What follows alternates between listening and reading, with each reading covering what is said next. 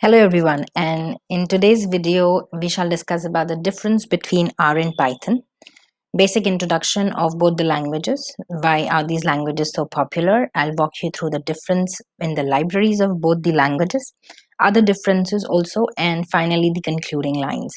So this is also available in the podcast series, available in various platforms, iTunes, Google Podcast, Anchor, Spotify, and much more. Links are provided in the description box.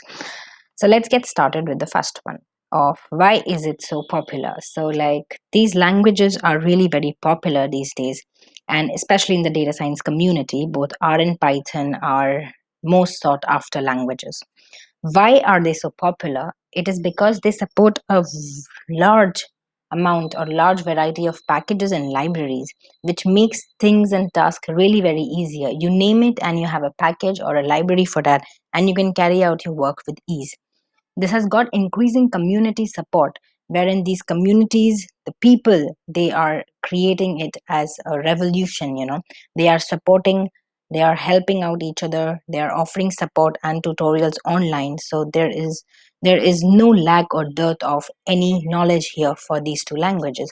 And most important thing is that they are available for free. They are open source languages, and we shall discuss this a little later. Let me walk you through the performance of these two languages over the years. This is a little old data because I got it from KD Nuggets. They have conducted a poll in 2017, and this shows that, as you can see, the share of R and Python and both in 2016 and compare it with 2017. I have not got any reliable data for the year 2020, but what we can infer from this that Python is really increasing, and the people who are using Python as a language are gradually increasing over the years. As you can see that from 34% it has increased to 41%, and for R it has really reduced. So we will explore this, why this is happening, in coming up slides. So now a few facts about the languages is that the simplicity of both these languages have made them really popular, and it is a great choice for beginners. And your specialization in any field, your background doesn't matter. It is no bar to enter into this data science community. Come help create new building, new projects, and come up with your own innovative ideas to contribute to this community, which is ever growing. And I will also highlight here a few facts that both the languages have easy syntax. You don't have to worry much about the syntax problem. The debugging is very easy here in both, and these are open source languages. That means you can just download it for free, unlike other packages which have to be paid for. And the open source language really makes it very easy for you to download any of the library packages, install it, and start working with it. So now let's move on to the libraries, the difference and the libraries. Now, the basic difference, I will say that the Python is a very generalistic language. That is, it is a general purpose language. Well, R was it said that it was being developed by statisticians, and so it is statistically friendly language. It supports more of the statistical methods and tools and calculations. So you can find it in R. It supports it hugely. Let's walk on to the libraries of both these languages. Follow this thing very carefully. Now, for data manipulation, in R, we have got tidyr, tidyverse, stringr, lubridate. This helps in the manipulation of date and time. And we've got dplyr. For Python, we have got pandas, numpy. Now, these are used for data manipulation. That means you want to convert any data type to another data type. You want to carry out some scientific calculations out of it. It works with data structures, actually.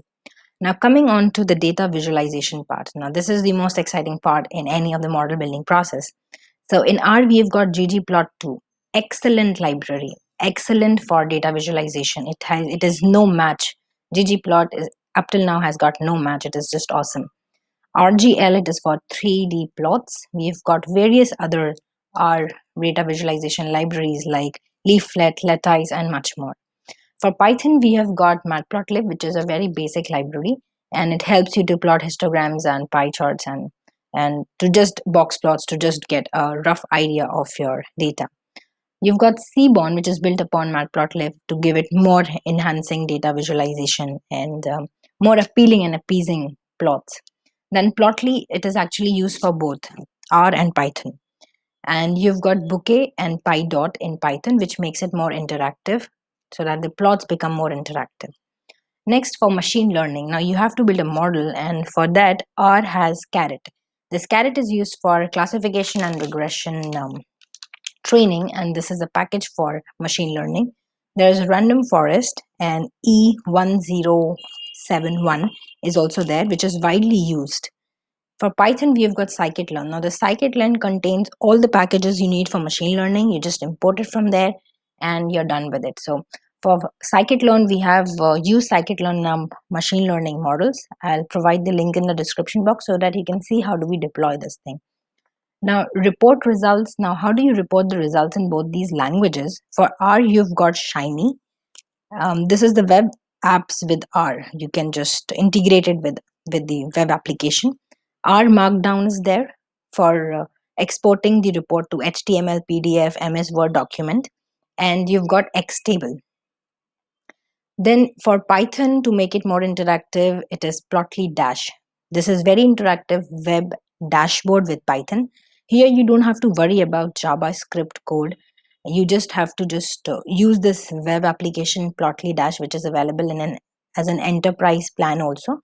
So you can work with this if you're working with web dashboard and you have a lot of web applications to be supported and reported with Plotly. Then you've got data pane. Now this data pane create HTML reports with interactive elements. And again, the next one is Report Lab, as you can just figure out from the name, that creates PDF files without going through HTML or Excel file. And this has also been used by Wikipedia. So these were the different libraries for the same task used by both the languages. And now we move on to another thing, which is other differences for both R and Python.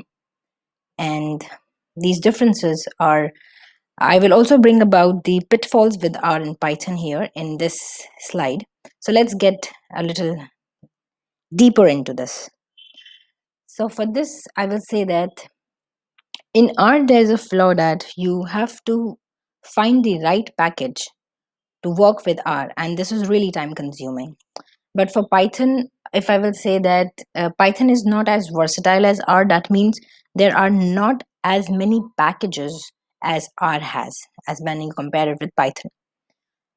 Now, if you're going for deep learning and NLP projects, R is not that widely used for building such projects, but the natural selection goes to Python, wherein it has got various library support and TensorFlow or Theano, or you've got Keras, which has been working very well for this deep learning and NLP. Then you've got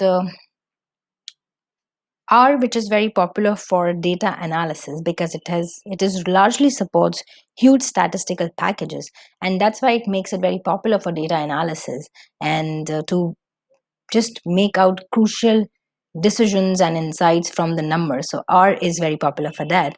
But for Python, I would not say that because it is not inclined more towards statistical building tools or so. It has got stats model package for understanding what does the number is saying, but it is very suitable for model deployment, for model building process. Now you coming to integrated development environment where you write R is R Studio, which is very popular. You can also use Jupyter Notebook. What I have experienced is that Jupyter Notebook, a few of the packages or commands are not being supported, but gradually there are alternatives which can be used. Now for IDE for Python, the most popular is PyCharm, Jupyter Notebook, Jupyter Lab. You've got Spider, Rodeo, and these are like coming up, gaining popularity for Python. Now I will move you to let's just move on to the concluding lines.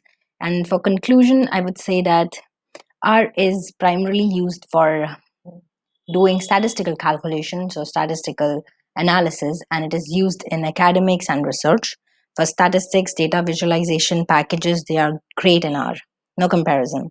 And for Python, it is used by programmers, developers people who are new to learning and they want to explore what machine learning is, we choose Python because it has got relatively a smooth learning curve. It will not complicate things when you just advance in programming with Python, whereas in R it just it is easy in the beginning, but gradually it becomes a little tough to understand a few things in R. It is more of a technical, it bends gives it a more technical version of R then. But Python, it is just simple, what it is in the beginning, it will remain the same, predictive, more predictive. And you've got great packages for data science domains, be it NLP, you want to go into semantic analysis, or you want to take into deep learning, dive down in artificial intelligence or in machine learning. So Python is, that's why it has been said, it is a more generalistic language, general purpose language. It can be used for all, like jack of all and master of none type of thing. So I think this was it for this video, and stay tuned for more upcoming interesting videos on machine learning. And please listen to the podcast. All I will not be doing and publishing here. So most of the series and episodes are already been there on the podcast. Links will be provided. So go ahead and see that. And thanks for watching.